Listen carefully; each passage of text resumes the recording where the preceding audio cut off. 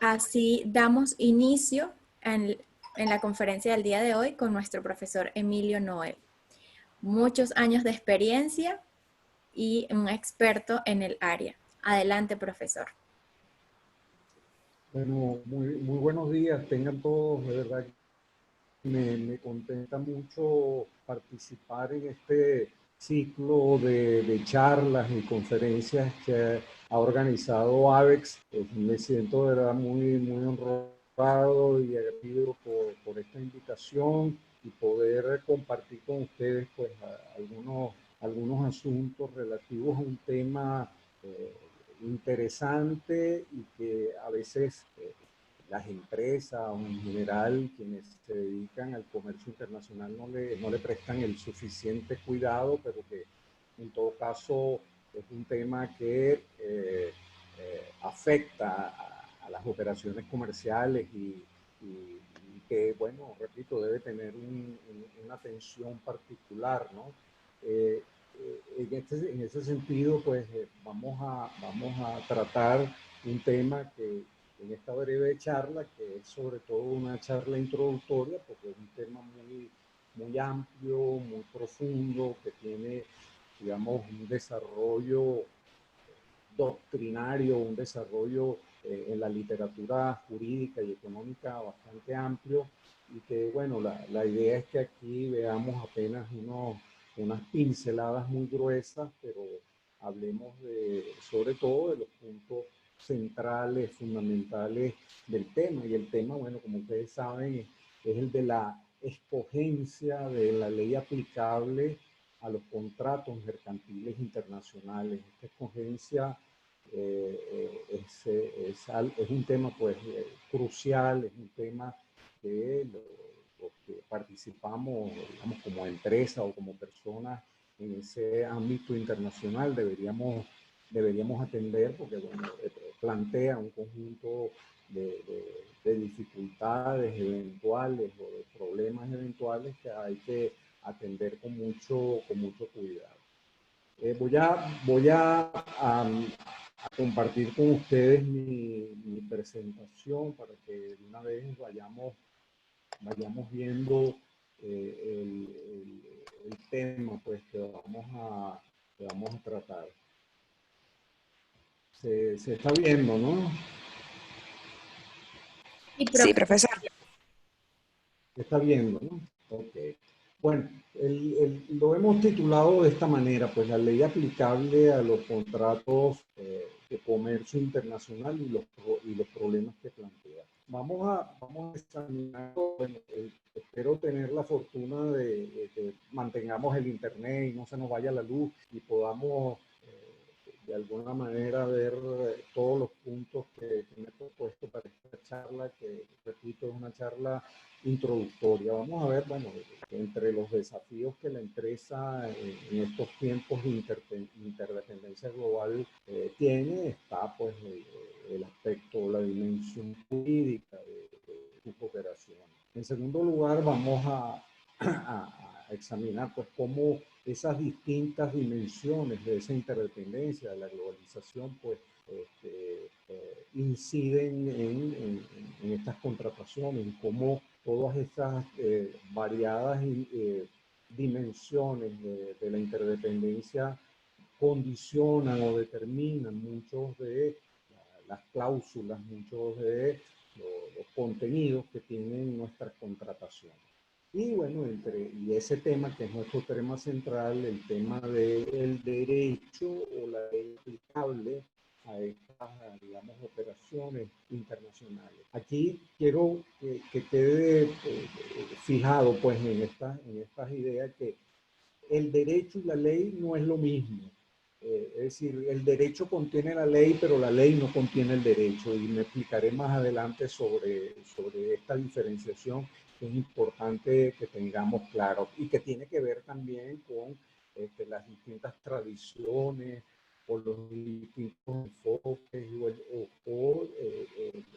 las escuelas que en el mundo existen sobre el derecho. Sabemos que bueno, el derecho anglosajón no tiene los mismos, digamos, principios o interpretaciones que puede tener el derecho escrito, que es el derecho nuestro, el derecho venezolano, pues concretamente, que pertenecemos a la tradición continental europea de derecho escrito, y ahí en ese sentido pues tenemos una manera de ver estos asuntos jurídicos distintos o con ciertos matices frente a lo que es el derecho anglosajón. Por ejemplo, hay países donde ambas tradiciones las podemos encontrar, como es el caso de Canadá. En Canadá tenemos, se ve pues, que ambas tradiciones conviven y que bueno, hay una armonía o unos ciertos enfoques que a veces no se compadecen unos con otros, porque esas dos tradiciones están allí presentes. Luego veremos, bueno, todas las dificultades que se derivan de no elegir oportunamente la ley aplicable a los contratos. Y entonces allí vamos a ver muy a grandes rasgos y muy rápidamente pues esas posibles eventualidades o dificultades o problemas que pueden surgir de no haber elegido previamente en un contrato la ley aplicable. Y finalmente, bueno, haremos unas recomendaciones más bien prácticas que tienen que ver pues, con las cláusulas indispensables en todo tipo de contratos, entre ellas, pues, por supuesto, el tema de la ley aplicable al momento en que puedan surgir algunas controversias, algunas diferencias en la ejecución de estos contratos. Entonces, bueno, iniciando la parte que tiene que ver con el entorno de la empresa en el ámbito internacional, porque, bueno, para todos ustedes no es un secreto porque vivimos un mundo que intensamente y crecientemente pues, de interdependencia global, a pesar de que, bueno, con la pandemia que estamos experimentando en estos últimos tiempos, pues va a producir una suerte de ralentización de la dinámica del comercio internacional y que, bueno, puede durar un año o 2 años, quién sabe, sí menos, pero en todo caso, esa intensa interdependencia global que se ha ido construyendo por décadas e incluso por siglos, seguramente pues se retoma al final pues, toda esta crisis que estamos viviendo, porque son, digamos, los vínculos económicos, los vínculos comerciales y financieros y políticos y sociales que se han ido consolidando a través de décadas y siglos, pues no van a ser borrados de un día para otro. Son unos vínculos que, como repito, pues, se ralentizarán, se suspenderán durante esta pandemia, pero más adelante se volverán a retomar. Y bueno, en este mundo interdependiente, pues las empresas de todo tamaño son empresas que encaran, como decimos allí, pues múltiples, variopintos, desafíos, y estos desafíos, los que van más allá pues, de la misma actividad productiva, de los avances, desarrollos tecnológicos y de la competencia pues, encarnizada que se vive, pues está también este desafío que es el que nos ocupa en este día, en esta conferencia, que es el reto, como lo menciono yo allí, el reto de los asuntos jurídicos, que no es, digamos, no es el menos significativo, es un reto que, como les decía antes, exige a las empresas pues una atención particular para hacer, como veremos, una empresa más competitiva y una empresa que pueda incluso ahorrar costos, una empresa que tenga seguridad jurídica, una empresa que sepa a qué atenerse cuando realiza las actividades en el ámbito internacional. Sí. El contrato mercantil, pues, internacional, así, en pocas palabras, es un acuerdo, pues, libre de voluntades entre los distintos actores comerciales internacionales. Es un acuerdo oneroso, que en el fondo de transferir bienes que pueden ser tangibles o intangibles, es decir, pueden ser mercancías concretas como pueden ser también servicios. Es decir, en el ámbito del comercio internacional pues estaba en todo eso y además pues puede tener que ver con las inversiones, con los movimientos de capitales que el comercio eventualmente también produce o genera, ¿no?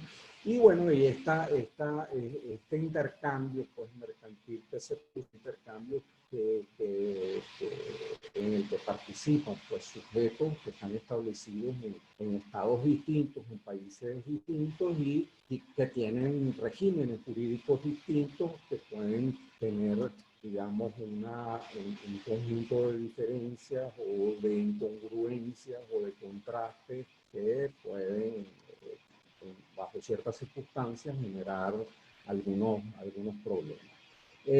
Este entorno, entonces, de los negocios, perdón, entorno de los tratos internacionales, que tienen que ver con muchos aspectos, muchos temas que lo determinan, que lo condicionan. En primer lugar, bueno, cuando ustedes muy bien saben, los que ya tienen las experiencias en esta área del comercio internacional, que uno se topa necesariamente con políticas económicas y políticas de comercio exterior diferente en los países o con los cuales uno hace algún intercambio comercial. Estas políticas económicas no necesariamente pueden ser iguales o parecidas a las que desde un país determinado se tienen. Entonces hay que escudriñar y ver si una operación comercial, una exportación que uno quiera realizar, por ejemplo, no vaya, digamos, a chocar con una política de comercio exterior o una política económica en un país determinado, o que en esas políticas económicas o lo que se llaman las políticas macroeconómicas puedan tener, digamos, tener o contener algunos obstáculos, algunas limitaciones o restricciones y por tanto pues hay que recogerlas o en alguna cláusula en el contrato o de alguna manera adecuar las cláusulas del contrato pues, a esas restricciones o limitaciones que pueden derivarse de esas políticas económicas y de comercio exterior de los otros países. Por otro lado, bueno, los contratos responden, como es la concreción pues, de una operación de importación o exportación, responden también a un conjunto de necesidades, de múltiples necesidades, y esas necesidades pues, también van a impactar el contenido de los contratos. Allí también nos vamos a topar con costumbres distintas, nos vamos a topar con religiones, y eso es muy importante porque también el tema religioso para algunos países y sobre todo los países no occidentales, donde las religiones tienen un peso importante a la hora de estos asuntos, pues también es un tema, pues, un asunto a considerar de manera importante. El tema de los valores, gustos y modas también, pues como se sabe, tienen también su repercusión en el comercio internacional y en las posibilidades de ingresos, pues, de insertarse en determinados mercados y que, bueno, son asuntos que deben ser considerados. Por otro lado, bueno, como se sabe también, los estilos de negociación son importantes y eso también va a impactar el contenido de los contratos y va a provocar o generar pues algún tipo de cláusula o algún tipo de negociación que va a conducir a que, bueno, de repente los intereses o las aspiraciones que se puedan tener a la hora de la discusión de un contrato, no las vamos a poder obtener y habrá que, digamos, conciliar intereses y bueno, eso tiene el estilo de negociación de algunos países o de la gente de algunos países, para ser más preciso, habrá que, digamos, también ponerlo en la balanza. Por otro lado, bueno, tenemos las distintas corrientes, perdón, costumbres comerciales que no son las mismas a las que me he referido cuando hablo de las múltiples costumbres, porque aquí me refiero más a las costumbres de carácter social. Aquí estoy refiriéndome más bien a las costumbres mercantiles, a las costumbres comerciales. Las costumbres comerciales son muy diversas, muy variadas. Hay costumbres comerciales de ciertos países y que se refleja pues, en sus formas de negociación y que se refleja, pues, por supuesto, también en las disposiciones o estipulaciones de los contratos. Estas costumbres comerciales también admiten costumbres comerciales individualizadas o particulares. Porque muchos seguramente de ustedes tendrán una con algunos socios comerciales o con algunas contrapartes, tendrán un tipo de costumbre que es la que adelantan desde hace muchos años y resulta que esa costumbre que tienen con esos socios no es la que tienen con otros, es decir, las costumbres comerciales son muy variadas y hay costumbres comerciales, por supuesto, las que tienen que ver con sectores económicos particulares, el sector de las frutas, el sector del petróleo, el sector del aluminio, del acero, es decir, cada sector también tiene sus costumbres particulares y que son costumbres comerciales y que son aplicadas o son reflejadas o contenidas pues en las contrataciones que se hagan para ese tipo de sectores económicos. Y bueno, y finalmente está el tema, digamos aquí, que tenemos en la lámina, el tema de los diversos ordenamientos jurídicos. Aquí, que es nuestro tema, pues fundamental, estos diversos ordenamientos jurídicos tienen que ver con lo que decía anteriormente, con las tradiciones jurídicas que pueden existir. Les decía, bueno, los anglosajones tienen unos principios, unos enfoques, unas interpretaciones distintas a lo del derecho escrito o derecho continental, pues, que es el nuestro, ¿no? Entonces, no es igual el derecho como se entiende a veces en Estados Unidos o en Inglaterra o en Nueva Zelanda o en Australia que como se entiende en Italia o se entiende en España o en Francia. Y esos diversos ordenamientos jurídicos, las leyes que están contenidas en estos diversos ordenamientos jurídicos pues van a tener también soluciones distintas o interpretaciones distintas que hay que, digamos, tener claramente establecidas a la hora pues, de estas negociaciones comerciales que las empresas tienen que realizar. Entonces, bueno, la empresa que está volcada, pues, como decimos allí, a la actividad internacional, tienen que enfrentar, pues, no solamente ordenamientos jurídicos distintos y variados, sino también instituciones. Y las instituciones también en cada una de los países pues tienen su, como se dice, su modo particular de matar los piojos, ¿no? Como se dice coloquialmente. Y esas instituciones también pues van a representar alguna limitación, alguna restricción o alguna forma de abordar este tipo de contratación. Todos estos entramados institucionales y jurídicos internos, pues como ya les he dicho varias veces, pues tienen sus tradiciones, tienen sus principios, tienen sus interpretaciones y que, bueno, esas son las que van a regular pues las distintas situaciones pues, que enfrenten pues, las empresas que se dedican a la actividad económica internacional. Mucho tiene que ver entonces, creo que ya les decía hace unos minutos, tiene que ver pues la competitividad con esas realidades jurídicas globales. Las empresas van a ser más competitivas en la medida en que conozcan y sepan de qué manera pues todos las restricciones, las reglas de juego que puedan existir en los países que van a permitir o no que esas empresas que puedan actuar de la manera más adecuada y la manera más beneficiosa, ¿no? Y entonces todas estas estipulaciones que hay que incluir en nuestros instrumentos regulatorios, pues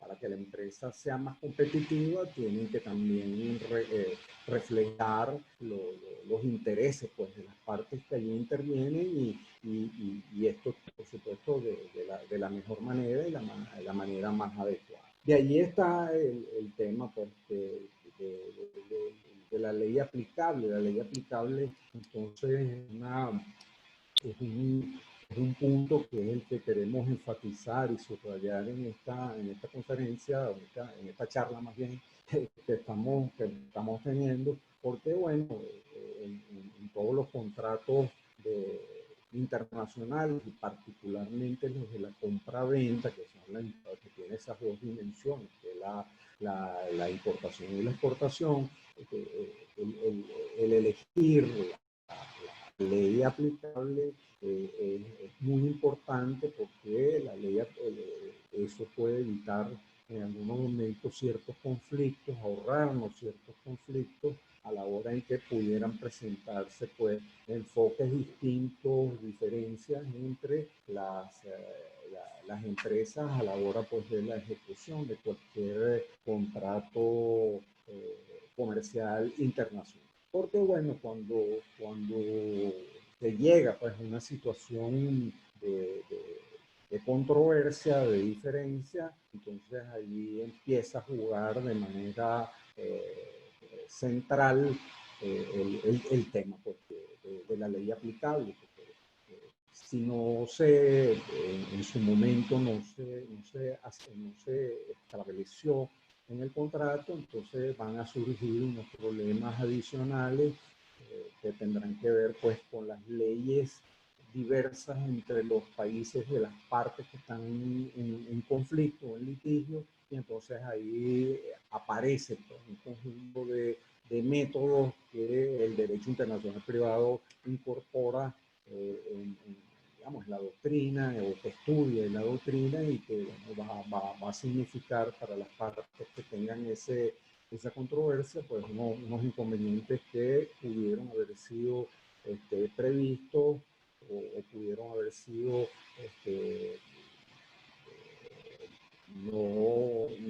no realizados si se tuvo pues el cuidado anterior de establecer esa ley. Por supuesto que en este tema de las controversias hay que decir, pues, sobre todo en las controversias que tienen que ver con los contratos de compra-venta, hay que decir que bueno, siempre está abierta la posibilidad de resolver los problemas por la vía de la negociación directa entre las partes, la que, digamos, es la más recomendable, es la menos costosa y es la que, bueno, puede conciliar a las partes que participan en una operación determinada. Y, bueno, cuando esa negociación directa no se puede realizar, bueno, es posible todavía recurrir a una intermediación, a una conciliación entre las partes, cuando participe un tercero que busque de alguna manera acercar las aspiraciones y de alguna manera limar las diferencias y asperezas que puedan existir entre las partes, y eso es también, digamos, cuando la negociación directa entre las partes no concluye exitosamente, bueno, también esa intermediación es conveniente y todavía es menos costosa que la de ir a un tribunal y demandar en un tribunal. Que uno, como siempre digo yo, uno cuando entra a un tribunal sabe cuando inicia el juicio, pero uno no sabe cuándo va a salir. Entonces, eso un secreto que, bueno, eso va a significar costos mayores en, los, en el problema, ¿no?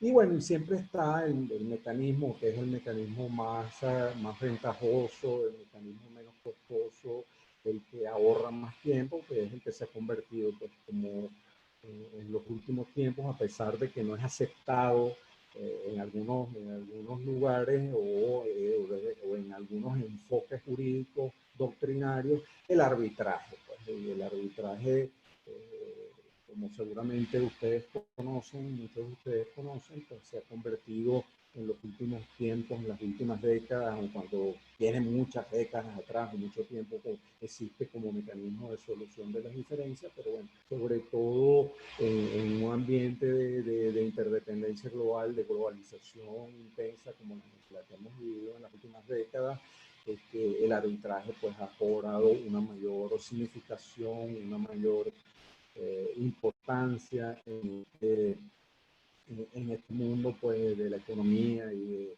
las relaciones económicas internacionales.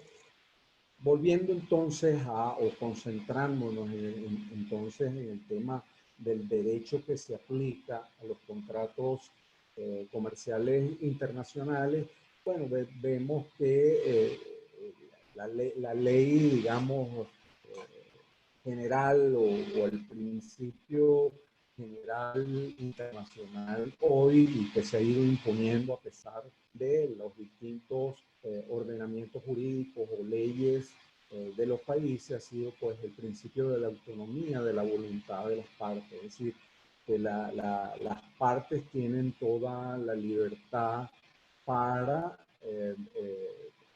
decidir los contenidos de sus contratos y decidir pues la ley que se aplicará a la hora en que haya que interpretar esos contratos y a la hora en que eventualmente se produzca un litigio entre ellos.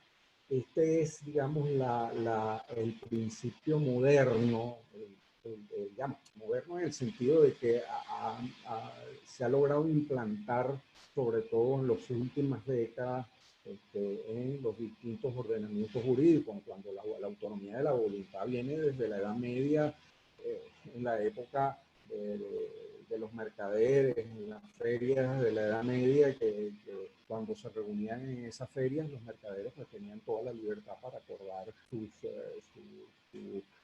reglas de juego a la hora de comerciar. Es cierto que en esas ferias de la Edad Media de ahí surgieron instrumentos que hoy por hoy siguen estando vigentes, por ejemplo la letra de cambio e incluso algunos instrumentos bancarios modernos de hoy, las cartas de crédito, los créditos, pues también de alguna manera en aquella época surgieron, cuando por supuesto no en los términos en que se han desarrollado, están desarrollados en estos últimos tiempos. Pero bueno, la autonomía de la voluntad de las partes se ha ido cobrando desde hace ya muchas décadas, se ha ido convirtiendo pues, en una regla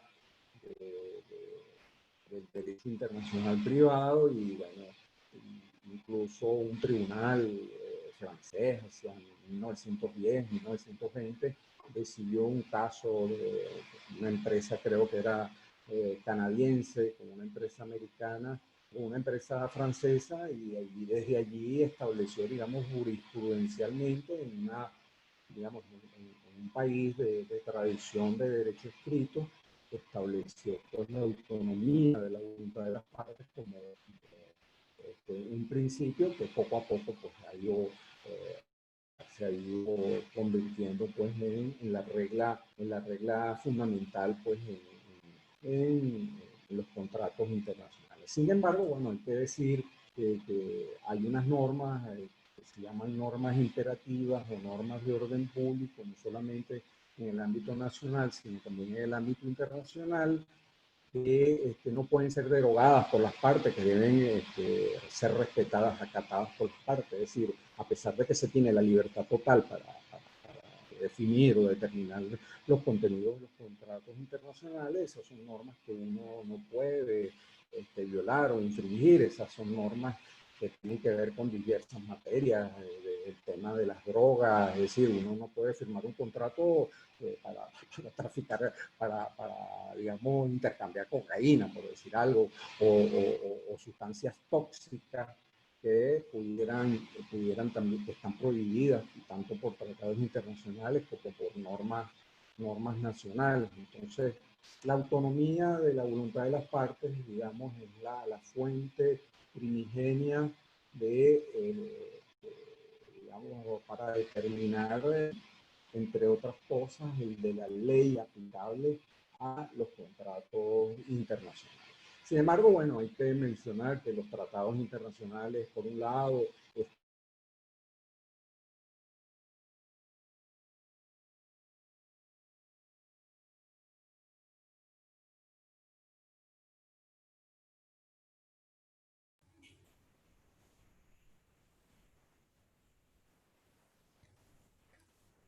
Bueno, creo que hemos tenido un pequeño.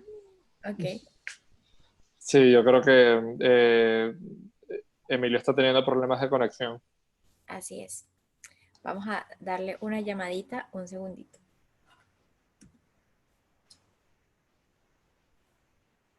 Señor Goyo. Ajá, ya estoy por aquí. Qué bueno. Sí, sí. Bueno, mira, vamos a ver qué pasa con Emilio. Realmente es bien, bien interesante la ponencia de Emilio. Yo la preocupación del punto de vista legal que tengo es, por ejemplo, como la economía se ha hecho muy pequeña, las exportaciones, el primer trimestre de este año ya las tenemos cuantificadas, las vamos a sacar mañana. Han bajado enormemente, pues se cayeron en 36% este trimestre con respecto al trimestre del año anterior. Entonces, muchas empresas que están haciendo pocas operaciones están trabajando mucho con órdenes de compra. Entonces, una pregunta que yo le tengo a Emilio es esto, ¿no? La orden de compra y su aceptación como contrato, hasta qué punto una orden de compra tiene una robustez desde el punto de vista legal a la hora de una cobranza, etcétera, ¿no? También el tema de las sanciones. Las sanciones han llevado que algunas empresas le han suspendido las órdenes de compra, tanto orden de compra para exportar como orden de compra para importar. Y en algunos casos también se han retrasado en pagos, ¿no? Consecuencia de las sanciones. Es la situación real que tenemos nosotros y yo le voy a pedir a Emilio al final que nos hable un poquito sobre eso, ¿no? Que es el día a día de una economía pequeña como la nuestra, pues somos la economía más pequeña de América Latina. Y a eso tenemos que aceptarlo como una realidad. Por ahí, Emilio, nada. Emilio, nada. No tanto tampoco. Emilio, nada. El Nada. profesor Emilio se le Como fue, estamos todos pero en ya mitad de tratamiento, ¿no? ¿Cómo dice? No sé. Una semana.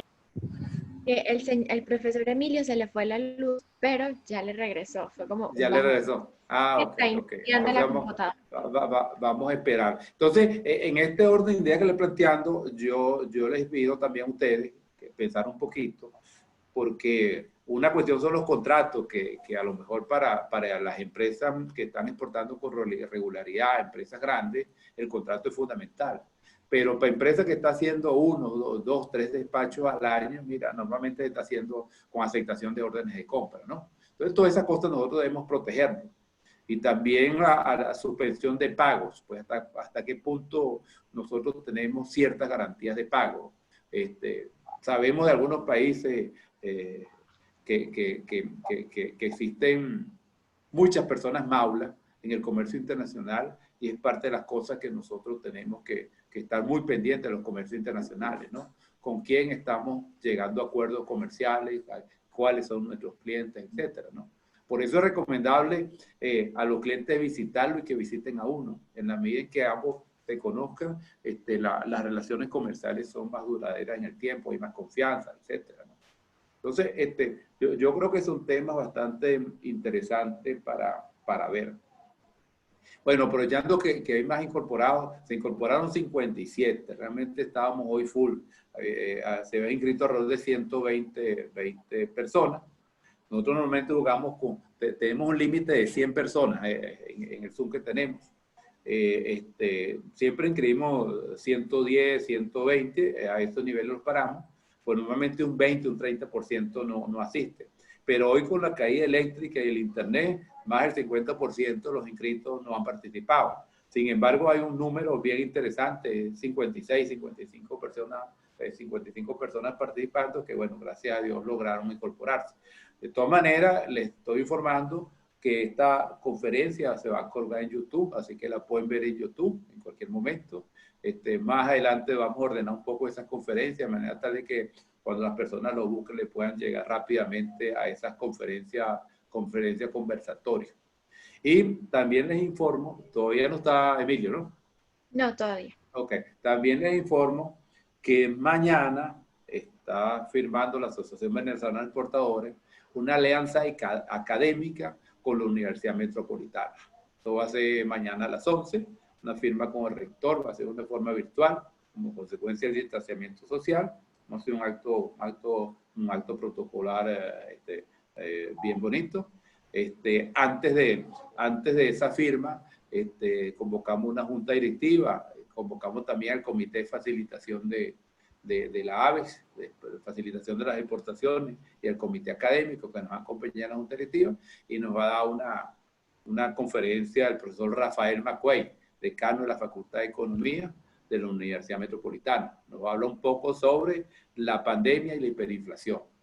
Posteriormente a eso, bueno, entraríamos ya con el acto académico de la firma ya protocolar del acuerdo académico con la Universidad Metropolitana, que nos va a permitir que el próximo diplomado aparecerá la Universidad Metropolitana en los certificados, y vamos a trabajar sobre un diplomado superior en comercio exterior.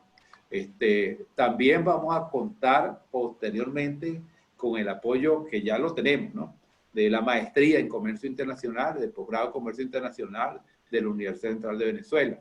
Son dos apoyos académicos muy importantes, conjuntamente con el que siempre hemos tenido, que es el UFRO, el Instituto Universitario de la Frontera de Táchira. Nos van a potenciar mucho nuestra propuesta académica. Nada. Llegó Emilio. Bienvenido, Emilio. El profesor Emilio ya llegó. Ok, buenísimo. Sí. Estaba informando algunas cosas aquí. Bueno, tiene la palabra, don Emilio. Sí, bueno, no, disculpen. Bueno, como dicen los abogados, fuerza mayor. Así es. Vamos entonces a seguir. Déjenme compartir con ustedes entonces de nuevo la presentación.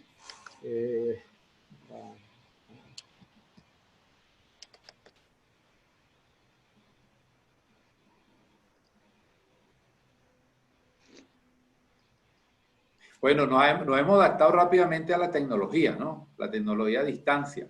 ¿Ah? Sí. Aquí vamos. No sé qué pasa porque no comparte. Vamos a ver. Ajá. Aquí.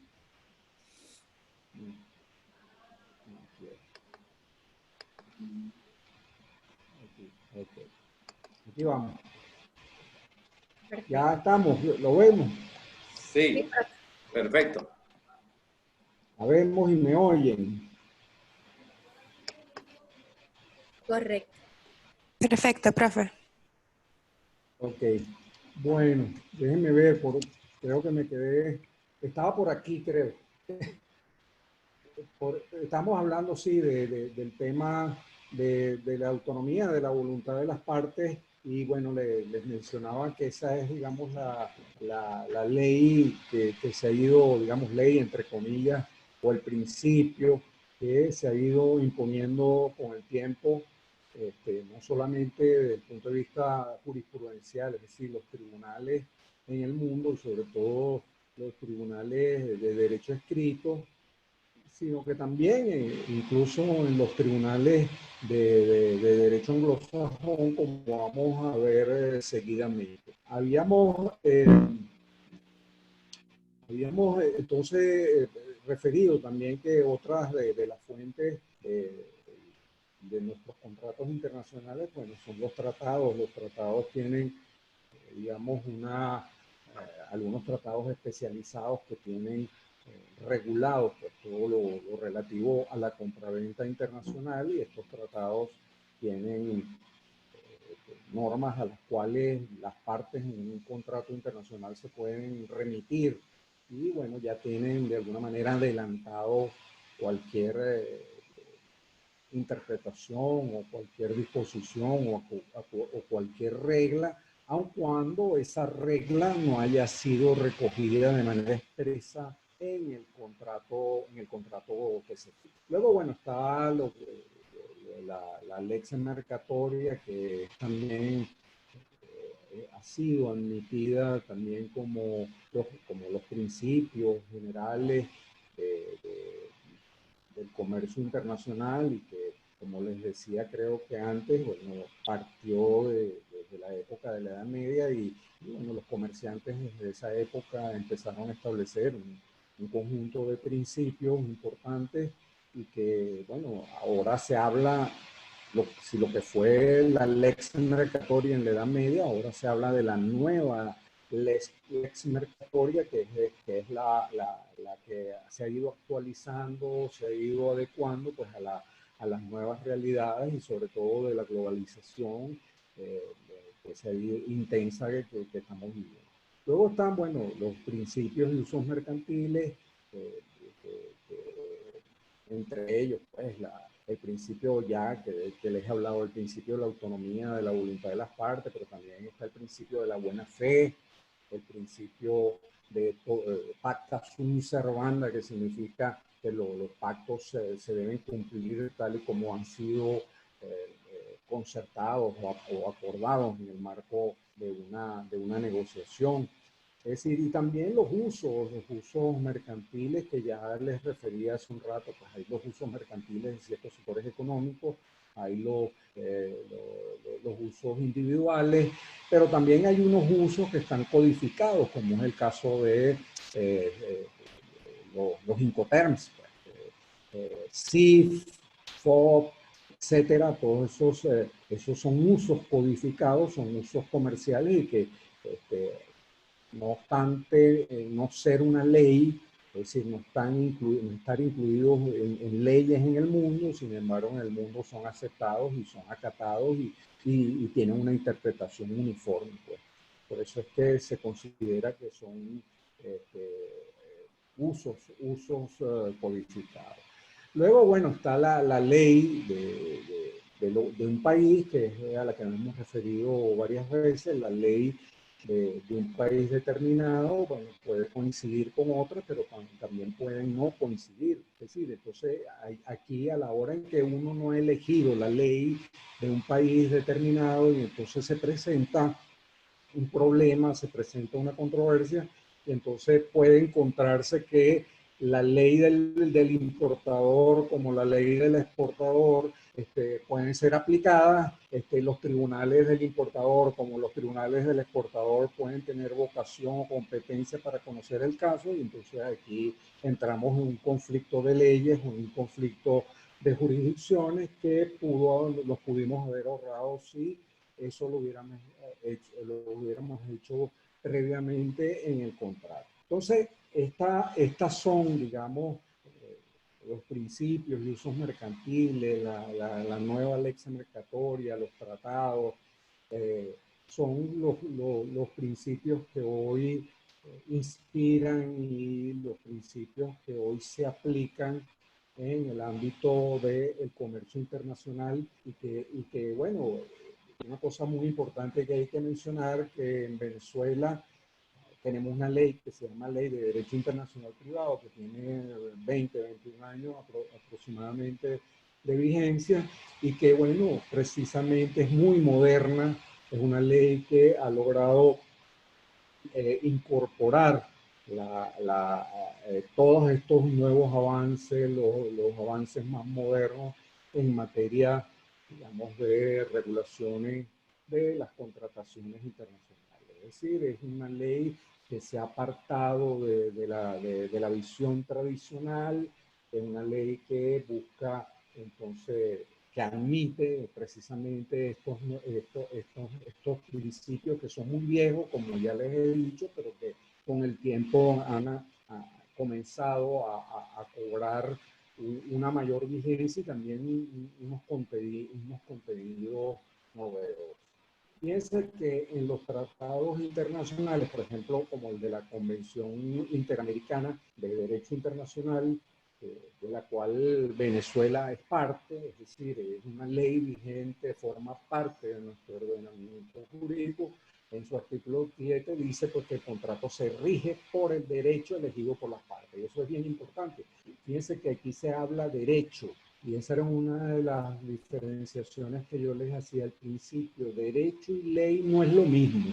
Aun cuando la ley puede estar contenida en el derecho, pero en la ley no está contenida, digamos, la ley puede estar contenida en el derecho, pero en la ley no está contenido todo el derecho. Y esto es un enfoque muy importante porque rompe con los esquemas muy dogmáticos, muy positivistas, de que lo único que es ley es lo único que es derecho es ley. Es decir, que son las leyes que han sido aprobadas por los mecanismos constitucionales de cada país. Entonces, cualquier relación, cualquier obligación que se asume, cualquier problema que se presenta en las relaciones pues, entre los seres humanos, lo único que puede aplicarse es la ley que ha sido aprobada y sancionada por un parlamento determinado. Hoy ese concepto no es el que se aplica, sobre todo en el ámbito internacional.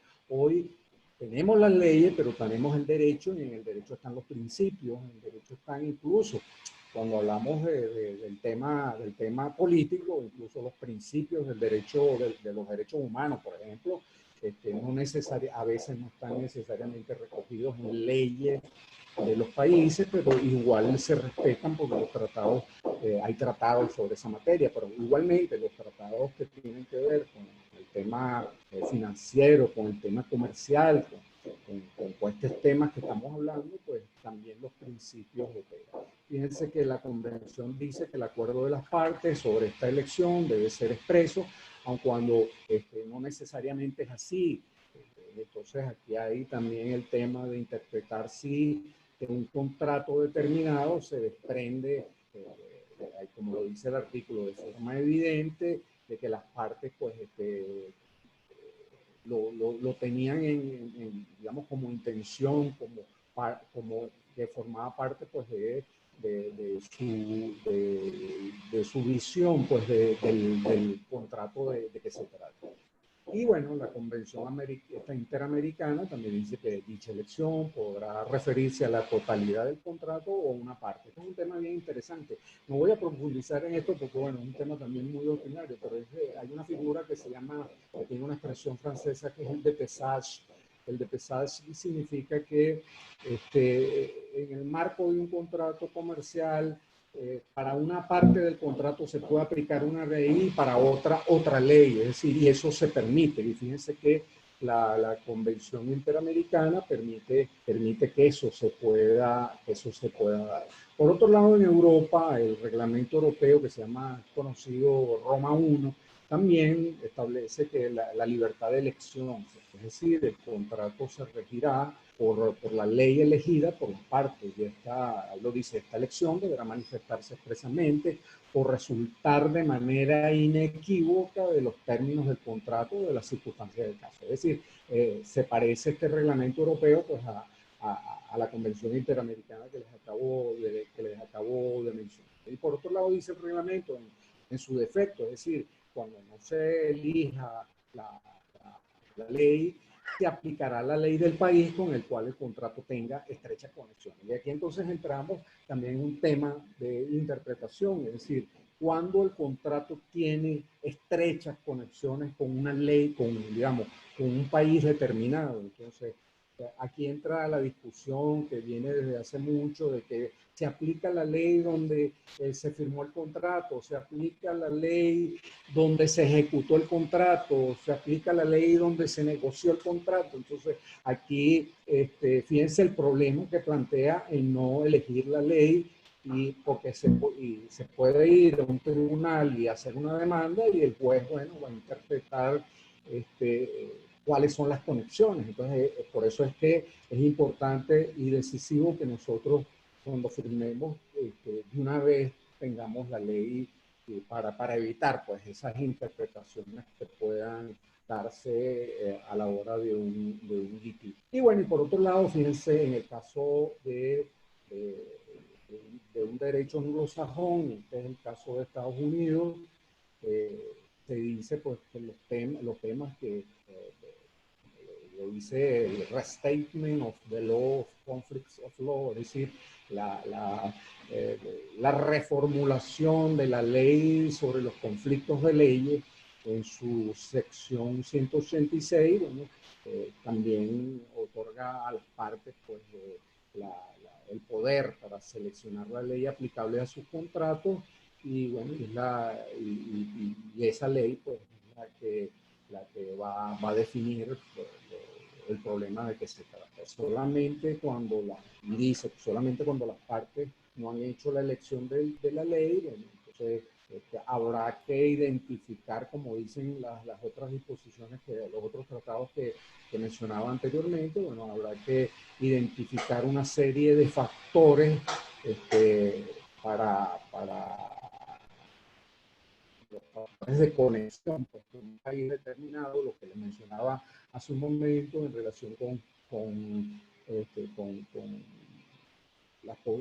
el hecho de haberse firmado en un lugar, el hecho de haberse negociado en otro, el hecho de haberse ejecutado en otro. Es decir, ahí entra el tema del centro de gravedad, como que señalan en la tradición norteamericana y en relación con este restatement, ¿cuál es el centro de gravedad del contrato? Es decir, el centro de gravedad es donde está la sede de las empresas, el domicilio de las empresas, y por tanto esa es la ley que hay que aplicar a la hora de un conflicto. Entonces, donde la situación digamos, donde las circunstancias de la situación son determinantes a la hora de las conexiones, como ya les he dicho, es determinante a la hora de aplicar la ley. Entonces, bueno, vemos que tanto en el hemisferio, con la Convención Interamericana, como en Estados Unidos, como en Europa y como en Venezuela, por la Ley de Derecho Internacional Privado, pues es el tema de la elección de la ley aplicable está considerado. Y bueno, lo vemos en el Derecho Internacional Privado venezolano, la Ley de Derecho Internacional Privado, que dice que las obligaciones convencionales se rigen pues, por el derecho que las partes que hayan establecido, y que cuando no hay una indicación válida, pues habrá que ver con cuál derecho es que se encuentran más directamente vinculadas las obligaciones pues, del contrato, ¿no? Entonces, bueno, fíjense que es muy importante para ir ya... Parece que estaba ya, complicada esta mañana. Perdón. Bueno, por ahí tienen abierto un micrófono. Ya voy finalizando para no extenderme más. Entonces, bueno, la Ley de Derecho Internacional Privado de Venezuela es como les decía antes, es moderna porque toma en cuenta los principios generales del derecho comercial internacional que han sido, digamos, acordados que han sido establecidos en los tratados internacionales.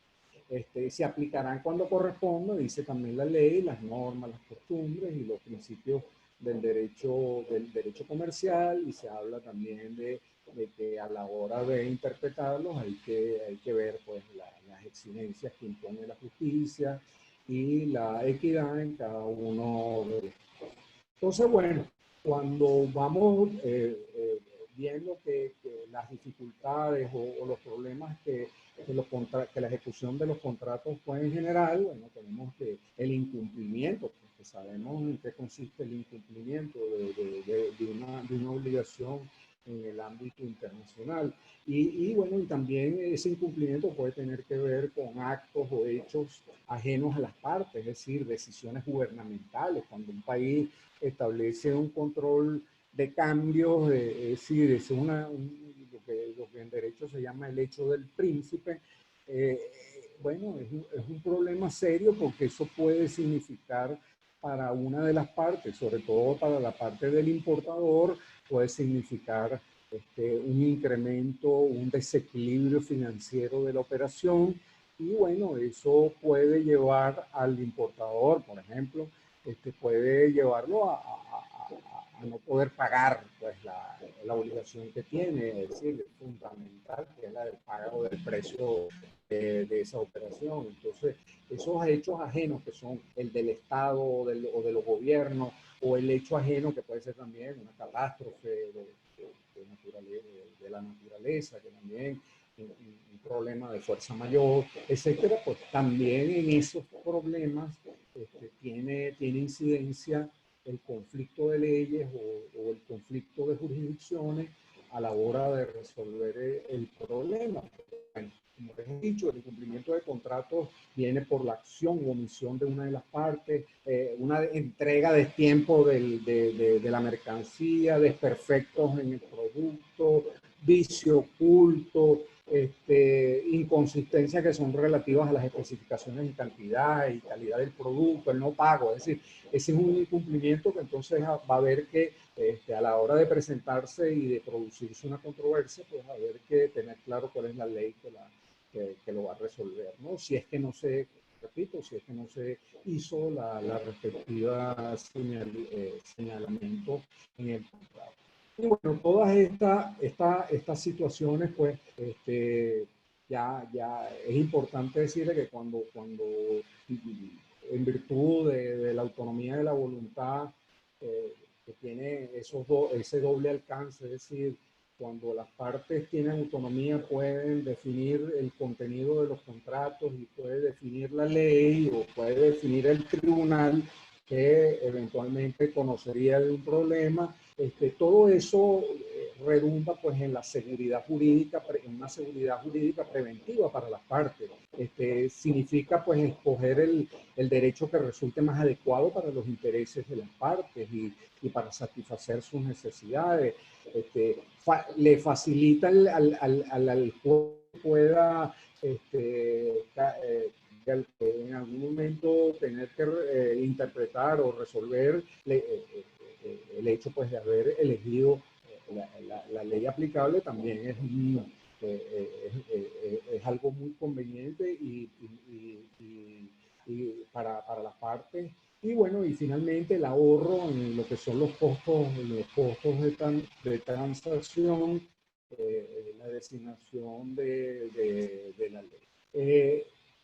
En todo esto, bueno, ya más o menos hemos hablado de los problemas y de las dificultades que se pueden generar cuando no se ha elegido la ley, pero bueno, el mundo de hoy, el mundo moderno de hoy, de la interdependencia global, ha buscado la manera de resolver ese problema y la manera de resolver ese problema por la vía de tener un derecho uniforme. Es decir, que todos los países tengan un mismo derecho, que tengan unas mismas normas, que tengan unas mismas interpretaciones. Es decir, y si no se puede lograr ese derecho uniforme, buscar un derecho armonizado, ¿no? Y ese es, digamos, esos han sido los dos mecanismos más importantes en el mundo de hoy para resolver estos que se derivan de los contratos. Y bueno, digamos, en virtud que hemos dado, por un lado, pues tener cuidado en hacer pues una redacción lo más conveniente y adecuada posible, hacer las especificaciones que haya que hacer para evitar problemas de presentación sobre cantidades, calidades, empaques, etcétera.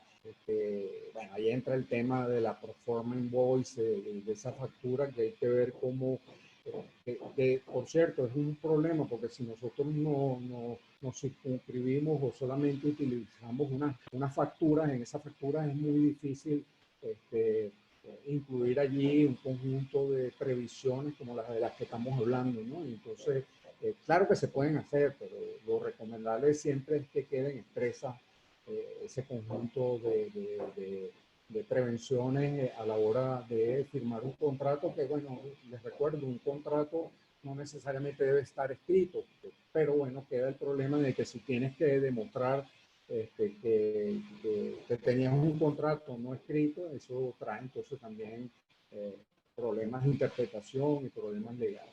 Por otro lado, bueno, quiero solamente que hay una cláusula muy importante en estos contratos, la materia que hemos hablado, que es la cláusula conocida como la cláusula, que es una cláusula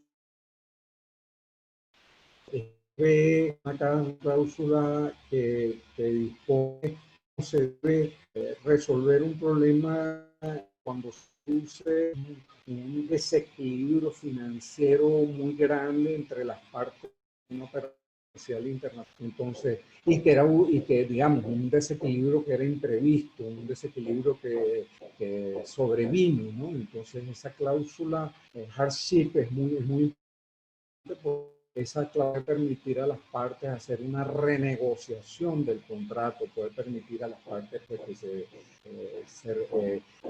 se readecue esa relación, que bueno, hay una parte que no puede cumplir porque bueno, se le volvió por digamos, por virtud de un control de cambio, una devaluación enorme que en términos de la moneda nacional puede haber causado una debacle terrible, por ejemplo, en el importador, y entonces no puede o le impide pagar el precio pues, de lo acordado, ¿no? Entonces la cláusula hardship es una cláusula muy importante que hay que tener también prevista y bien redactada y bueno, y las condiciones a las cuales se puede apelar a ella, ¿no? Bueno, todo esto que tiene que ver con cláusulas de revisión de precio, de resolución y rescisión de los contratos, el tema de la posibilidad de la cesión del contrato, el tema de la posibilidad de la confidencialidad, es decir, todas estas cosas son muy importantes y que tienen que ver pues directamente con nuestro problema central en esta charla, que es el problema de la ley aplicable. Entonces, bueno, todos estos temas nos llevan a la conclusión de que el mejor contrato es el que ofrece la mayor seguridad y previsibilidad de las partes ante cualquier pues, circunstancia sobrevenida, cualquier eventualidad en su ejecución y pues la elección expresa y clara de la ley aplicable, pues un elemento fundamental conveniente para él.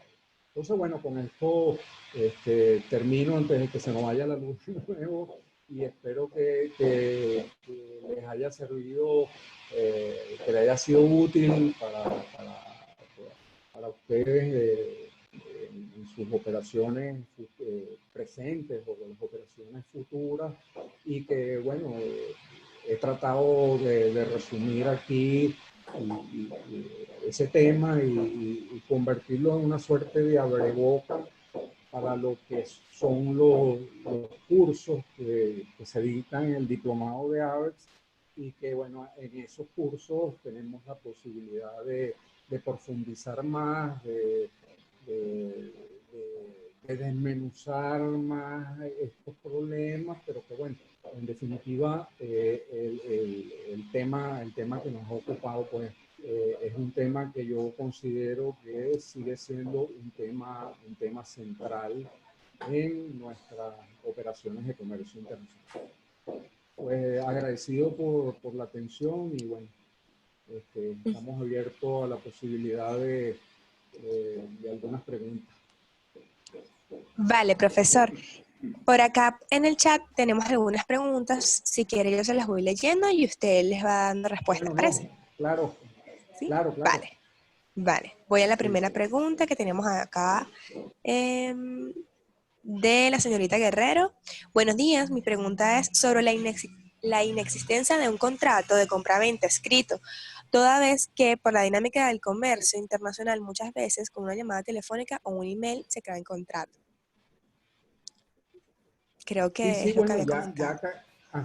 sí, lo comenté ya al final. O sea, no hace falta que el derecho, perdón, que el contrato sea un contrato escrito, porque hay el principio de que, digamos, en derecho se entiende que los contratos de compraventa son contratos consensuales, es decir, que una vez que se produce el acuerdo entre las partes, ya se perfeccionó el contrato. Entonces, claro, queda el problema de que si después tienes algún inconveniente, vas a tener que demostrar que ese contrato oral o ese contrato por una simple llamada telefónica existe. No, claro, tú tendrías que demostrar que sí, que llegó una mercancía, buscar el conocimiento de embarque, etcétera, etcétera, buscar los documentos, es decir, buscar un fax o qué sé yo, que en la época, o buscar demostrar que hubo una llamada, es decir, pero ya eso es una complicación y eso es un gasto, ¿no? Entonces, por eso es que siempre es recomendable que quede por lo menos algo escrito y que permita a las partes pues, recurrir a eso. Claro. Pero que por acá tenemos otra. En el tema de rentabilidad y viabilidad, ¿existe alguna cantidad mínima de productos a exportar? Y si existe alguna limitación en cuanto a eso. Esa pregunta la hizo Leomar Figueredo. Bueno, cuando no es un tema directo con nuestra charla, bueno, eso va a depender de cada país, ¿no? Entonces, de repente aquí en Venezuela hubo restricciones para exportar y siguen habiendo algunas restricciones para exportar ciertos productos. Entonces, habría que ver, pues, en cada caso. Y de repente en el país al que uno quiere exportar, tiene una prohibición de importación de ese producto. Es decir, allí caben todas esas posibilidades, pero bueno, en un ambiente de libre comercio donde no existen restricciones, pues eso no habría problema. Vale. Emilio, oye, muy buena la exposición, te agradecemos enormemente, te diste un paseo bien grande sobre todo lo que tiene que ver con el contrato, etcétera, ¿no? Mientras tú estuviste ausente, consecuencia de la electricidad del internet, hice varias reflexiones, ¿no? Y hay dos puntos que yo considero que son bastante importantes analizar, habida cuenta de la situación económica del país. Somos un país pequeño, estamos produciendo muy poco y por supuesto estamos exportando muy poco. Al final lo que exporta uno es lo que produce. Consecuencia de eso, la pregunta anterior, esa que te hicieron en cuanto a las órdenes de compra, ¿no? Las órdenes de compra como tal, en la medida en que sea aceptada por la otra parte, tengo entendido que eso genera contrato y genera compromiso de ambos lados. Pero efectivamente, a veces, consecuencia de que son ventas spot, son pocas ventas al año, una venta a un cliente al año, etcétera, al final no se hacen por contratos, sino prácticamente acuerdos que pudiera ser un correo electrónico. Raramente una llamada, por lo menos un correo electrónico debe haber, ¿no? Entonces, una pregunta es que si eso genera realmente compromiso de las partes. Y la otra reflexión que estábamos haciendo en pregunta es que las sanciones de lo económico de los Estados Unidos, a pesar de que no son al sector privado, han tenido, por supuesto, consecuencias en el sector privado. Tiene que ver mucho con el compliance. Entonces, eso ha llevado a que algunos exportadores le han cerrado las órdenes de compra. Le han suspendido temporalmente los pagos. A importadores le han suspendido también ventas. Le han suspendido órdenes de compra colocadas en el exterior para comprar insumos, materias primas o repuestos. Es decir, cuando suceden estas suspensiones de acuerdos comerciales como consecuencia de que hay una sanción y la empresa en el exterior pudiera ser afectada, No es que ha sido afectada, pudiera ser afectada, porque lo interpreta así. ¿Qué puede hacer uno desde el punto de vista legal si, por ejemplo, una empresa se atrasa en los pagos? Nosotros hemos firmado, oye, ya una cierta cantidad importante de solicitudes que nos han hecho empresas, de que tenemos que certificarle que son miembros de la empresa exportadora, es miembro de Aves, que es una empresa privada, que es una empresa que no tiene ningún problema de sanciones, etcétera, para que le pueden liberar pagos en el exterior. Eso ha sucedido tanto en Estados Unidos como en América Latina.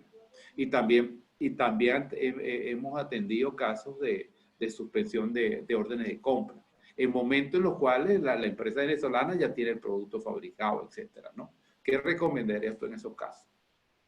Bueno, en relación a lo primero que tú decías, claro, un email, un intercambio de email ofertando una determinada mercancía y la otra persona aceptándola, ya allí hay un contrato de compraventa, como yo les decía, porque el contrato de compraventa se perfecciona por el mero consentimiento, pues, de las partes. Es decir, con base en ese intercambio de email se puede decir que existe, ¿verdad? Ese es el principio de la mayoría de los ordenamientos jurídicos, de que existe, pues, un contrato. Entonces, se puede invocar ese intercambio de mails como un contrato que está escrito, ¿no? De alguna manera. Pero bueno, hay que hacer todo. Si se llega a un tribunal, hay que demostrar todas esas cosas y desde el punto de vista técnico, tecnológico, demostrar todo eso. Y bueno, con eso te respondo a esa primera parte. Y la otra cosa que tú señalas, sí, y que creo que la señalaba yo también en la charla, es el tema del hecho del príncipe, es decir, de las decisiones que toman los gobiernos y que pueden afectar una operación comercial, ¿no? Y que puede impedir que alguien pague o alguien cobre una determinada operación comercial. Entonces, allí hay una razón para alegar que yo como empresa incumplí porque no te puedo pagar, pues porque hay una decisión de un gobierno que me bloquea o una sanción, pues como tú estabas señalando, que me bloquea o que me impide cumplir como obligación. Así como imagínense bueno, se haya concertado una operación exportador de Estados Unidos, y resulta que en el interín de que firmaron el contrato, no habían embarcado la mercancía, se produce un decreto y entonces sale el decreto, salen las sanciones en este caso e impiden. Entonces, bueno, el exportador va a decir, bueno, mire, no puedo enviarle, yo tengo un contrato con usted, tengo un compromiso con usted, una obligación, pero no puedo enviarle, porque el gobierno me lo impide, pues hay una sanción, hay un hecho del príncipe, como lo llaman los abogados, que me impide, pues, entonces, esa es digamos, el jurídico lo que se va a hacer, es decir, tú no me puedes demandar porque no te cumplí, porque yo no tengo la culpa, es algo que está fuera de mi control, está más allá de mi responsabilidad, no te puedo cumplir porque, bueno, un gobierno X o los dos gobiernos piden dar cumplimiento a ese inicio. Eso es lo que te puedo decir en general, ¿no? Habría que ver en todo caso, digamos, en el caso particular y ver la situación. Como te puedo decir, esa sería pues la usa en cuanto a la responsabilidad para cumplir el compromiso, no honrado. Bueno, creo que Yelixa está pidiendo la palabra, ¿no? Desactiva el micrófono. Activa el micrófono. ¿Ya? Yelixa Suárez, un placer. Hola, buen día, Goyo, buen día, Emilio. Yo creo que hay un tema que no hemos tocado tanto, que es el tema de los Incoterms, y es un poco fueron creados para facilitar esas relaciones comerciales entre diferentes países, entre diferentes jurisdicciones y entre personas que podrían tener conflictos, ¿no? y básicamente se diseñan y se actualizan con una periodicidad mucho mayor que las leyes, porque además delimitan claramente la responsabilidad de ambas partes, que es un poco lo que se busca en el intercambio comercial actual. Y más allá de eso, también en temas de servicios hay leyes, convenios, tratados internacionales que no solamente establecen, uno, la cesión de jurisdicción como el Forum No Convenience, sino que además también establecen cláusulas remisorias a otro conjunto de leyes, con lo cual se facilita también, entre comillas, la definición del marco normativo, a pesar de que eso lo conocen bien los abogados y no tanto los particulares. Creo que el tema de los Incoterms sería bueno tenerlo presente porque tiende precisamente a facilitar ese entramado jurídico que puede presentarse cuando se establecen convenios comerciales entre diferentes sistemas jurídicos. Sí, sí, efectivamente el tema de los Incoterms es muy importante porque, bueno, los Incoterms se convierten como una suerte de límite entre la obligación del exportador y del importador. Pues allí en el tema sobre todo de la entrega de la mercancía, ¿no? Que es la obligación fundamental del exportador. Es decir, cuando el exportador firma un contrato, él se compromete a entregar la mercancía, es decir, a ponerla, digamos, en el punto que decidió el Incoterms para que el comprador pueda la mercancía tomarla y recibirla, ¿no? Entonces, claro, por cierto, los Incoterms este año comenzó una nueva edición, 2020, que eliminaron algún Incoterm, creo que es el FAS, que fue eliminado, y se incorporan otros, ¿no? Claro, ese es un desarrollo precisamente de lo que hablábamos, de los principios, ¿no? De los principios y de las costumbres o usos codificados. Entonces, los usos codificados, que son los Incoterms, como yo lo dije en la charla, bueno, son admitidos y aceptados por todo el mundo, ¿no?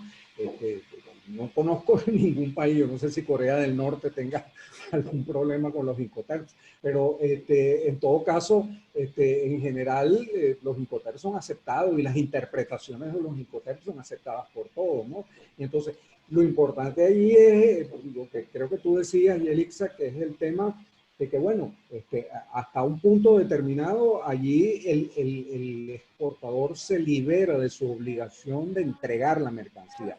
Si tú dices FOB, entonces el exportador, cuando la mercancía está encima del buque, en ese momento ya él cumplió su obligación de entrega de la mercancía, que es digamos, la obligación fundamental del comprador. Y a partir de allí, todos los riesgos, todos los documentos y todo lo que tiene que ver con el transporte, bueno, corren a cargo del importador que está en el otro país. Entonces, igual como no se trata de CIF, cuando se trata de CIF, bueno, el exportador entrega la mercancía en el puerto de destino. Entonces, bueno, con todas las implicaciones que eso tiene.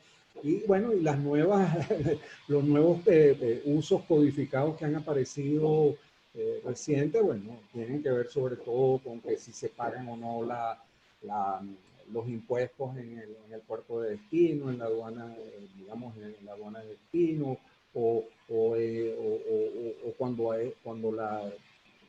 la operación es door to door, bueno, el exportador entrega en la sede del importador. Entonces, bueno, ya los que conocen esta materia saben pues los detalles de cada uno de los Incoterms, pero bueno, es muy importante esto, como dices, es muy importante conocer pues, los alcances de cada uno de los usos codificados para que se vea dónde llegan las obligaciones y hasta dónde comienzan las de. Perfecto. Señor Goyo, yo creo que todavía tenemos preguntas en el chat. No sé si nos da chance. ¿Sí? Sí, perfecto. Yo creo que sí. ¿Sí? Hay vale. 2 o 3 preguntas. ¿Sí? Exacto. Tengo por acá En el caso de... Dos más. En el caso de las importaciones y exportaciones que tienen ambos una trayectoria en exportaciones e importaciones entre esa relación, si existiese un nuevo contrato de compra y venta, ¿se puede emplear como elemento probatorio? Entiendo.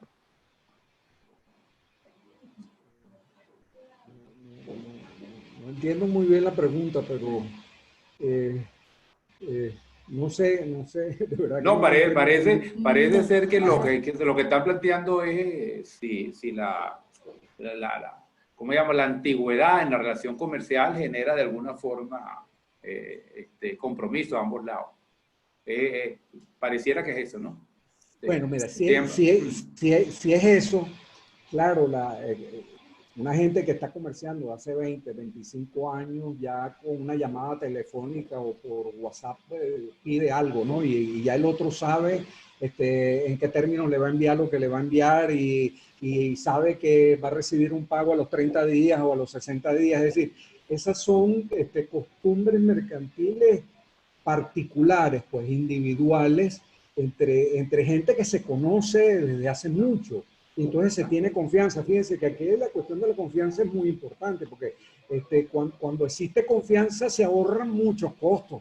Se ahorran no solo papel, sino que se ahorran tiempo, ¿no? Entonces, eso puede darse. Por eso es que, y se ahorra una carta de crédito, un crédito documentario, por ejemplo. Es decir, cuando hay una confianza entre dos personas, no hace falta abrir una carta de crédito. Y al contrario, cuando no se conocen las partes de un contrato, bueno, lo lógico y recomendable es que yo no conozco a mi comprador y entonces yo le exijo que abra una carta de crédito, pues un banco de primera línea, porque esa me va a asegurar el pago y a él digamos, al otro le va a asegurar todo lo que está haciendo en los términos de la operación que se realice. Entonces, la confianza es muy importante. Pues, claro, la confianza no implica que tú en algún momento con esa persona que tienes confianza firmes un contrato escrito. No está excluido. De repente, bueno, perdieron la confianza de 30 años de relación y bueno, ahora vamos a firmar un contrato porque ya no se tiene mucha confianza. O hay problemas precisamente de lo que decía Ramón, problemas del Estado, decisiones del Estado, del gobierno, que complican la cosa y entonces para cubrirse la espalda, como se dice, pues se firma un contrato a pesar de la confianza que existe de muchos años antes, ¿no?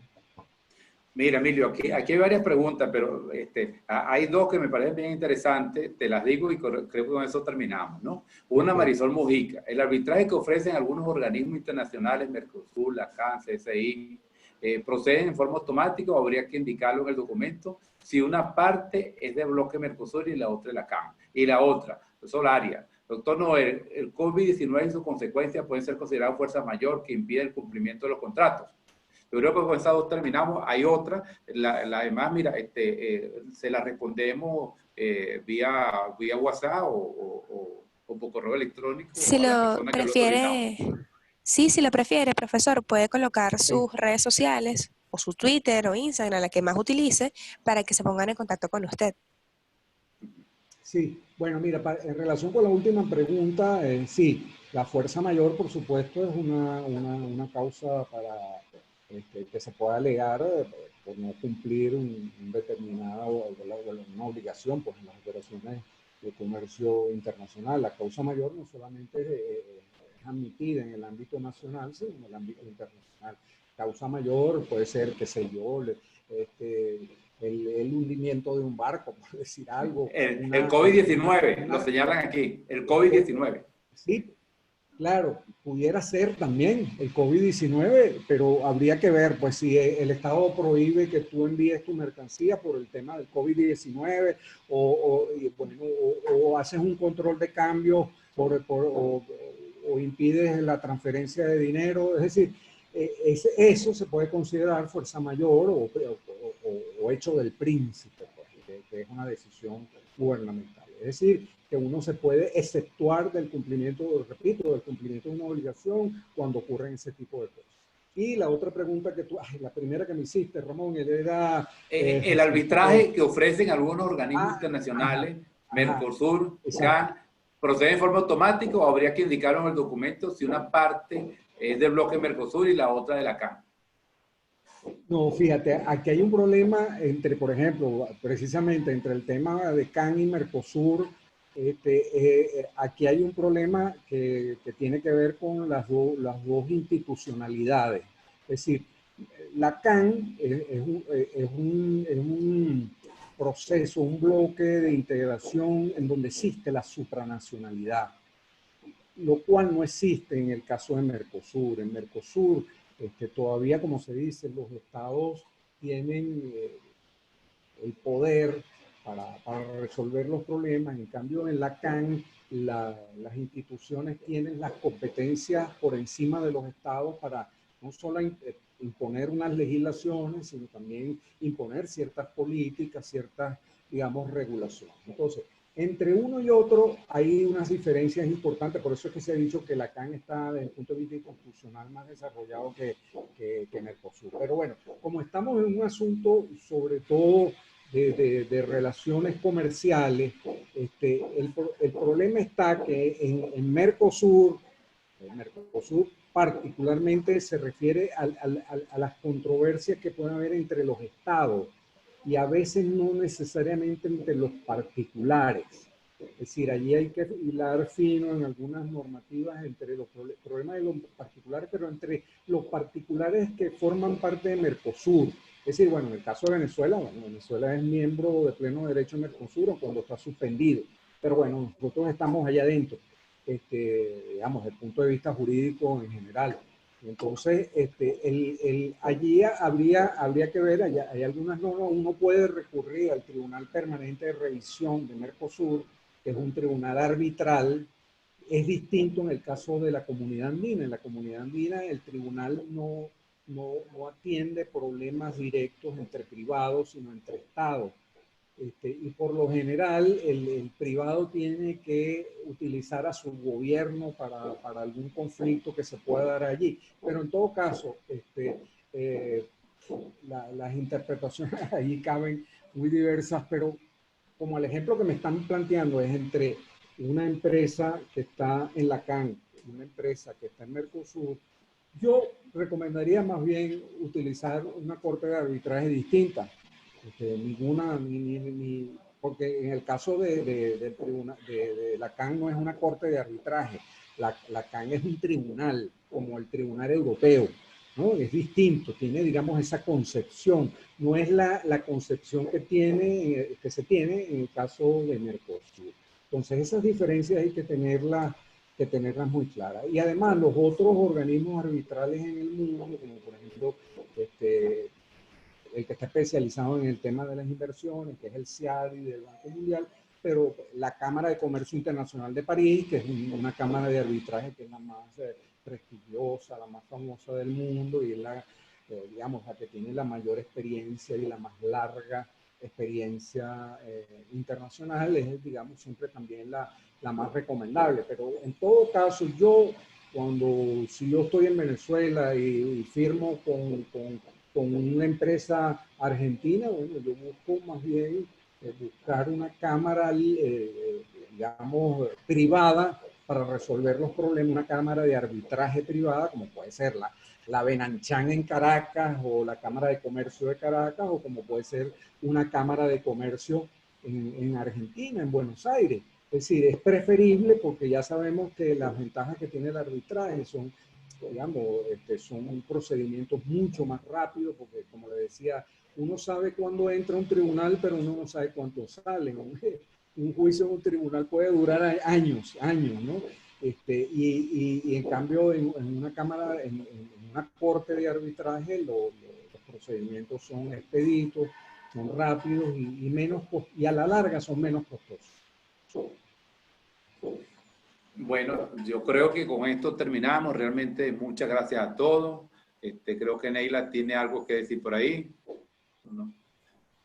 Bueno, muchas gracias a todos por su participación.